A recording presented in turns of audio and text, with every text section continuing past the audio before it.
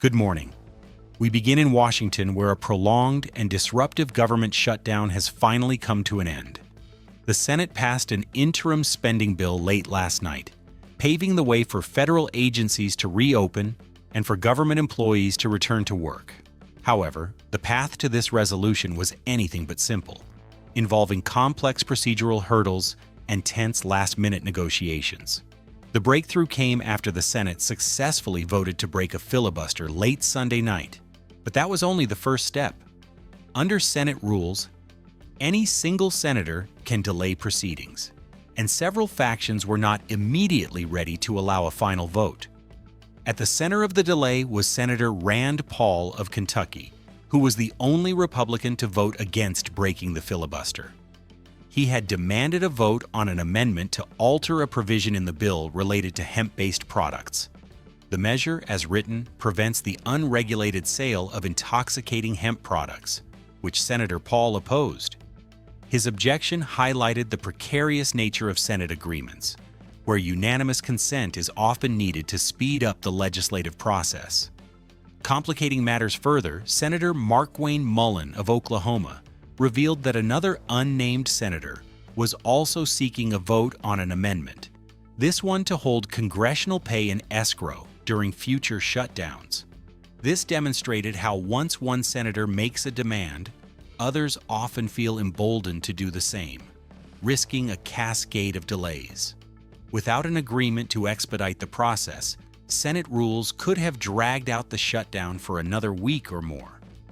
After breaking the initial filibuster, the Senate could have technically used up to 30 hours of debate time. Following that, Majority Leader John Thune would have had to introduce the new spending package as a substitute amendment, which would then face its own filibuster threat and another 30-hour debate clock. This by-the-book process could have pushed a final vote into next week. However, facing immense public pressure and the worsening impacts of the shutdown, leadership successfully negotiated a deal to condense the timeline. Senator Paul was granted his amendment vote, which ultimately failed, but it cleared the path for the Senate to approve the final bill on Monday. The measure now heads to the House, with the next funding deadline already looming on January 30th. While the immediate crisis of the shutdown has passed, one of the key issues that fueled the standoff remains unresolved: the expiration of COVID-era healthcare subsidies. These subsidies, which have lowered insurance costs for millions of Americans, are set to expire at the end of this year. Democrats had fought to include an extension in the stopgap spending bill, but were unsuccessful. Now the Trump administration is signaling it may be open to finding a solution. Dr. Mehmet Oz, the head of the Centers for Medicare and Medicaid Services, said on Sunday that the president is, quote, willing to look at all options. However, he also noted that the administration sees major flaws in how the original subsidies were structured. In an interview, Dr. Oz emphasized that the administration's primary goal is to ensure people remain covered by health insurance, but he did not specify what form a potential extension or replacement might take. This leaves the fate of the subsidies uncertain as the end-of-year deadline approaches, setting the stage for another potential political battle in the coming weeks. As the administration navigates the future of healthcare funding, it is also floating another major economic proposal aimed at American households. Treasury Secretary Scott Bessent confirmed on Sunday that President Trump's plan to send $2,000 checks to certain U.S. residents, funded by tariffs on imported goods, would require new legislation from Congress. The president has repeatedly suggested since the summer that revenue from his tariffs could be used to fund these dividend-style payments, which Secretary Bessent specified would be targeted toward working families.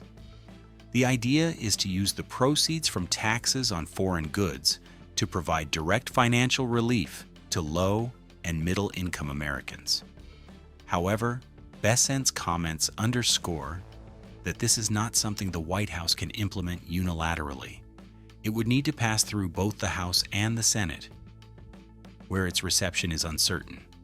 Separately, Bessent expressed confidence that the administration's underlying tariff policy is on solid legal ground, stating he believes the Supreme Court will not rule against the legality of the tariffs themselves.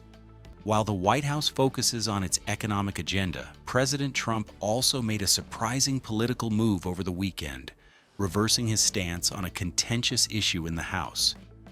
In a post on his Truth Social platform, the president urged House Republicans to vote in favor of a resolution that would force the release of files related to the late convicted sex offender Jeffrey Epstein.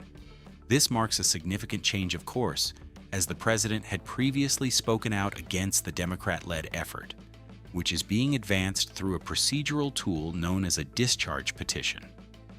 In his post, President Trump wrote, quote, "House Republicans should vote to release the Epstein files because we have nothing to hide, and it's time to move on from this Democrat hoax." He framed the reversal as a way to counter-program Democratic attacks and highlight recent Republican successes, including what he called a victory on the Democrat shutdown. The vote on the resolution is expected this week, and the president's newfound support could put pressure on members of his party to back the release of the documents. And turning to foreign policy, the State Department has announced a significant move against a powerful South American criminal organization. Secretary of State Marco Rubio announced on Saturday that the United States will officially designate the Venezuelan Cartel de los Soles, or the Cartel of the Suns, as a foreign terrorist organization. U.S. officials allege that this cartel is not a typical drug trafficking group, but is instead a network of corrupt high-ranking officials within the Venezuelan government, personally overseen by President Nicolás Maduro. The administration accuses the group of managing a vast international cocaine smuggling operation and using violence to maintain its power. President Maduro has consistently denied these allegations. The formal designation will become effective on November 24th. This move is more than symbolic. Labeling the group as a foreign terrorist organization, or FTO, grants U.S. authorities expanded powers to prosecute anyone providing support to the cartel and to freeze its assets within U.S. jurisdiction. The decision signals a major escalation in tensions between Washington and the socialist regime in Caracas,